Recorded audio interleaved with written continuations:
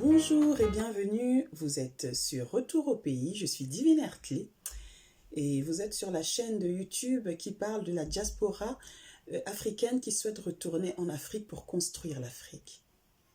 Aujourd'hui, je viens vous parler une fois de plus sur un sujet très important pour le retour en Afrique. Je viens vous parler de l'habitation.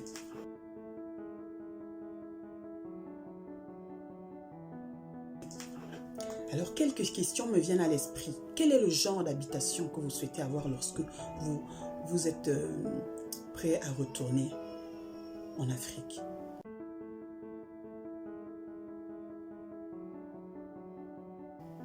Quel est le genre de plan que vous avez mis sur pied pour que votre retour en Afrique se fasse dans une habitation de vos rêves?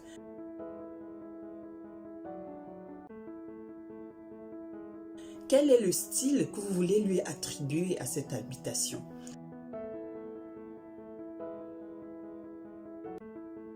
Quel confort voulez-vous y avoir?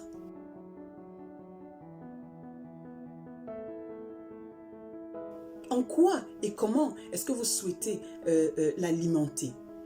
Donc voilà quelques questions.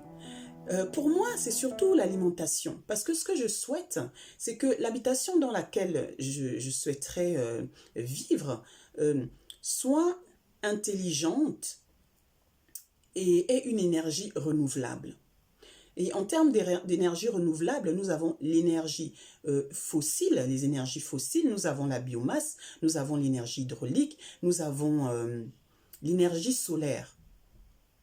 L'énergie solaire est cette énergie-là qui m'interpelle le plus parce que c'est une énergie renouvelable. C'est vraiment une source intarissable d'énergie qu'on a en abondance et d'une manière perpétuelle en Afrique.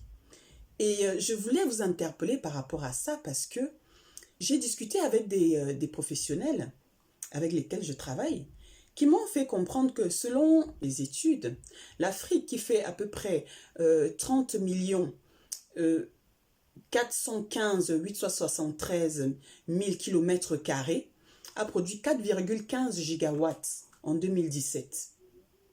À côté de la France, qui en a produit à peu près 8,5 et qui est plus petite en superficie, à peu près 643 801 km². Et ces deux-là en comparaison à l'Espagne qui est encore plus petite, mais qui a produit à peu près 106 gigawatts. L'évidence est là, hein? L'Afrique, plus large en superficie, a produit le plus petit taux en énergie solaire. Et ça ne devrait pas être comme ça.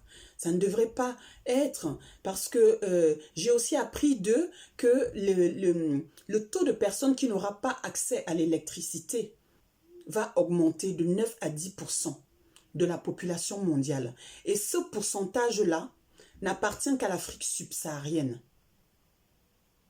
Donc, des milliers de personnes seront encore en 2025 sans électricité et le taux ne va pas cesser d'augmenter. Et moi, ça m'interpelle. Ça m'interpelle parce que c'est une source d'énergie qu'on a en abondance. C'est une source d'énergie sur laquelle on doit travailler. Au jour d'aujourd'hui, on est l'âme de l'Afrique. On est dans la capacité de pouvoir, les uns avec les autres, changer les choses. Parce que je pense que quand on retourne en Afrique, on a quand même des habitats plus décents que ceux qu'on y trouve. C'est vrai qu'il y a des gens qui sont assez bien installés en Afrique, mais la majorité des gens n'ont pas des habitations décentes, ne peuvent pas s'éclairer. C'est vrai que vous allez me dire le plus important c'est quoi? C'est d'avoir un toit au-dessus de sa tête. Mais après, si on ne peut pas s'éclairer, si les enfants ne peuvent pas lire, si on ne peut pas faire à manger quand on veut, par exemple, ou se faire un thé, ou je sais pas moi, ou travailler le soir, tout simplement parce qu'on a un certain quota d'énergie qu'on doit respecter dans la journée et puis le soir, on n'a pas d'énergie ou bien on n'a pas d'électricité du tout. Certains villages, certaines personnes n'auront pas l'électricité.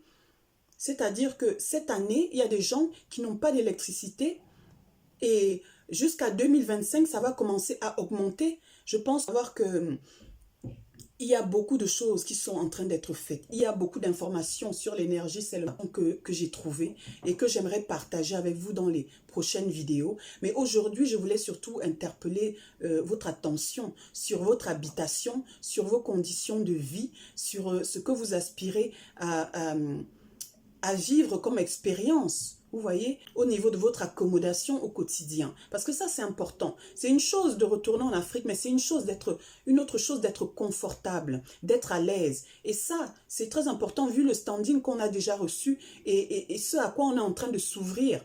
Et c'est ce pourquoi je voulais venir à vous aujourd'hui et aussi vous faire savoir que c'est vrai que de prime abord, quand on entreprend un retour en Afrique, on a des craintes, on a des peurs, on a des doutes. Parce qu'il y a de l'arnaque, il y a des gens peu fiables, il y a des gens qui vous promènent monts et merveilles, mais qui ne respectent pas. Il y a des gens qui ne sont pas professionnels du tout et qui ne savent pas du tout de quoi est fait leur corps de métier. Et je viens à vous parce que les gens avec lesquels je travaille sont des gens très professionnels. Et je veux effacer ces craintes-là de votre esprit en vous faisant savoir que ce sont des gestionnaires de projets qui peuvent mener votre projet de la conception à la réalisation, qui vont gérer les atouts administratifs, techniques, financiers de votre projet, qui peuvent recevoir une opération de construction. Ce sont des gens assez carrés et qui ont une éthique de travail assez respectable. Donc, je viens pour vous rassurer par rapport à ça. Ils vont gérer tous les aspects qui sont techniques, qui sont financiers et qui sont commerciaux par rapport à votre projet de construction. Donc, je venais aussi pour vous rassurer par rapport à ça et vous dire que si vous avez des questions, si vous avez des projets en cours, si vous avez des projets qui ont déjà été faits, si vous avez des projets de rénovation, si vous voulez vraiment vous nourrir d'informations, des questionnements, ces professionnels-là, je travaille avec eux, ils sont assez fiables et ce sont aussi des questions de confiance et de fiabilité.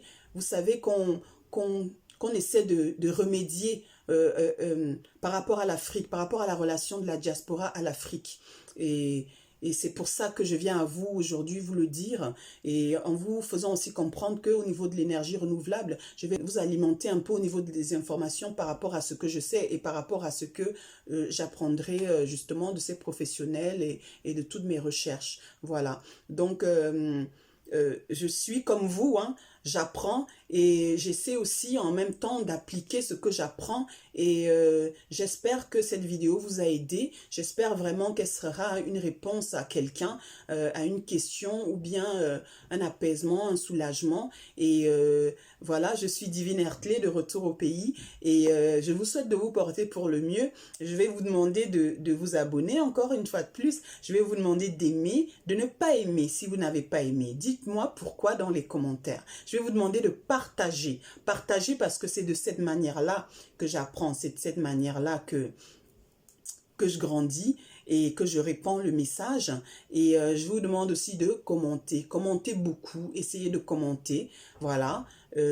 Commenter, c'est me faire savoir que vous êtes là, que vous êtes présent. Voilà. Et donc, suggérez-moi hein, des sujets, si jamais vous voulez connaître des choses sur des sujets précis par rapport à des matériaux au niveau de la construction.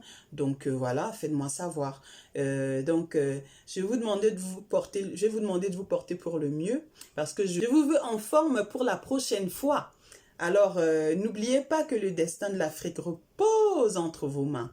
Vous êtes l'âme de l'Afrique, nous sommes l'âme de l'Afrique. Et je compte sur toi. À la prochaine fois.